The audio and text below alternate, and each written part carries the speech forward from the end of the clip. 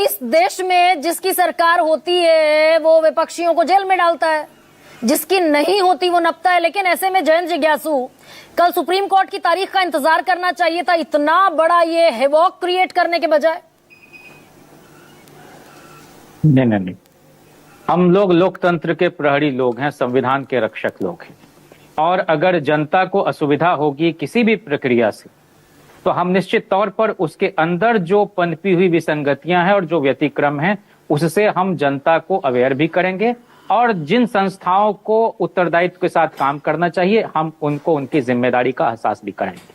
चूंकि ये लोग हमारी किसी मांग को ठीक से नहीं सुन रहे तो हमारे पास और कोई रास्ता नहीं है डेमोन्स्ट्रेशन के अलावा। और हम डेमोन्स्ट्रेशन क्या, हम तो जा रहे थे चुनाव आयोग के दफ्तर में। तो ये पूर्व चुनाव आयुक्त जो 2018 में बने 10 महीने तक, आपके साथ ही उनकी एक बातचीत में सुन रहा था ओपी रावत जी का, उन्होंने कहा कि जो कुछ भी संदेह जताया जा रहा है चुनाव आयोग इस बात को लेकर आराम से उन आरोपों की जांच करके सच्चाई को सामने ला सकता था, लेकिन पता नहीं किसके मशवरे पर ऐसा करने से चुनाव आयोग मना कर रहा है। तो कौन सा आंतरिक गठबंधन है हमको नहीं मालूम। हम तो इतना जानना चाह रहे हैं कि जिन जिन जगहों से शिकायतें हुई, जहां जहां के मामले हमने उजागर किए, वहां वहां की मतदाता सूची को वेबसाइट से क्यों डाउन किया गया। और बिहार में तो आपको बताया सुरेंद्र जी ने भी कि भाई इमेज फॉर्म, पीडीएफ, जिसको पढ़ने में परेशानी हो रही है, जिसको हम एनालाइज कैसे करेंगे, तो इस तरह का खेल इन लोगों ने किया।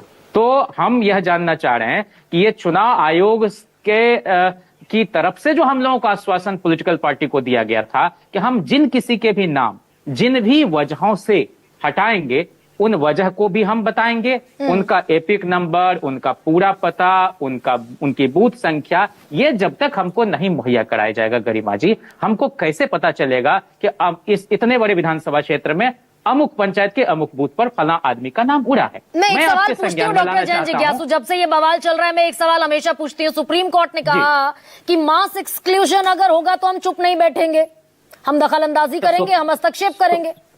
हम तो कह रहे हैं कि उच्चतम न्यायालय पर हमको भरोसा है और हमने 3 तरह से इस पूरे समस्या का निराकरण करने की कोशिश की। पहला, जनता को अवेयर करना, दूसरा सड़क पर उतरना, तीसरा न्यायालय का रुख करना। हम ये जानना चाह रहे हैं कि चुनाव आयोग क्या हलफनामा देगा कि बिहार के 65 लाख लोगों में जो 22,34,501 लोगों को मृत बताया है वह उनका ड्राफ्ट रोल दुरुस्त है।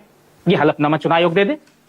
इससे तो इनकार कर रहा है। हमारा काम क्या है अपोजिशन में रहने के चलते, हमारे पास क्या हक है, क्या अधिकार है?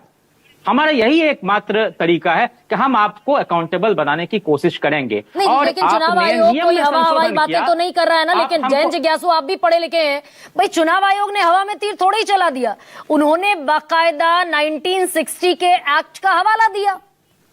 मैं तो यही कह रहा हूं कि आपने 45 दिनों तक ही उसको अपने पास सुरक्षित रहने का कानून बना दिया है ना, कानून में संशोधन कर दिया है। हमको क्यों कोई डिजिटल प्रूफ? अच्छा, मैं तो कहना चाह रहा हूं, तुम इतना जो जनता को चिढ़ा रहे हो, क्या ठगी है जिसको छुपा रहे हो? क्यों आपके दाल में पूरी की पूरी दाल क्यों काली है? हम तो आपसे और कुछ नहीं मांग रहे हैं।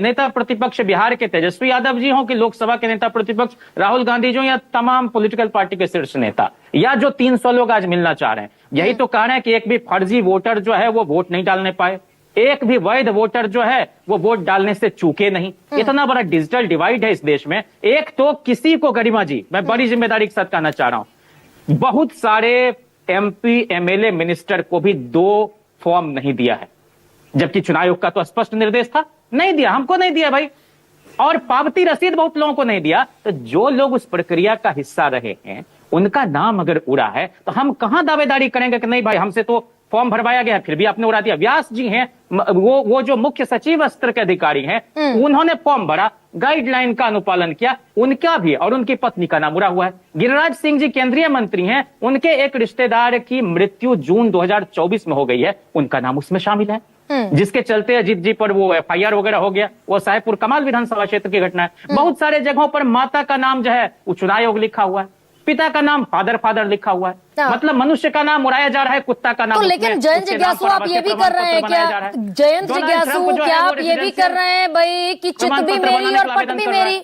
एक सेकंड जयंत जिज्ञासु, अगर आपको लगता है इतनी सारी इरेगुलरिटीज हैं ड्राफ्ट रोल में एसआईआर इसी के लिए चलाने की शुरुआत की थी ना चुनाव आयोग ने। आपने तब हल्ला मचाया, एसआईआर नहीं होगा, गलत समय है, टाइमिंग गलत है। वो खैर सुप्रीम कोर्ट ने भी कह दिया। अब इरेग्युलरिटीज है, कैसे दुरुस्त होंगी भाई? मैं तो एक बहुत साधारण बात कहना चाह रहा हूं कि बिहार के जो बहुत ही मासूम, अशिक्षित मतदाता है हाँ। और जो ऑनलाइन कल्चर के आदमी नहीं है, हाँ। बड़े पैमाने पर जो 3 करोड़ रजिस्टर्ड जो पंजीकृत मजदूर हैं, जिनमें अधिकांश लोग बाहर भी काम करते हैं, हाँ। वो लोग आ नहीं सके हैं। वो लोग वोट डालने आते थे और आपने उनको 2 बार बुलाने की एक उन पर एक जो है जिम्मेदारी डाल दी कि एक बार वो वोटर लिस्ट में नाम न छूट जाए इसलिए बिहार आए और दूसरी बार वोट डालने के लिए आए। तो आप तो पूरे इलेक्शन प्रोसेस से बहुत सारे लोगों को बाहर धकेल रहे हैं, बाहर धकेल रहे हैं। प्रोफेसर जगदीप छोकर जैन जी, कमजोर लोगों को लोकतंत्र से बिल्कुल परे धकेला जा रहा है। प्रोफेसर जगदीप छोकर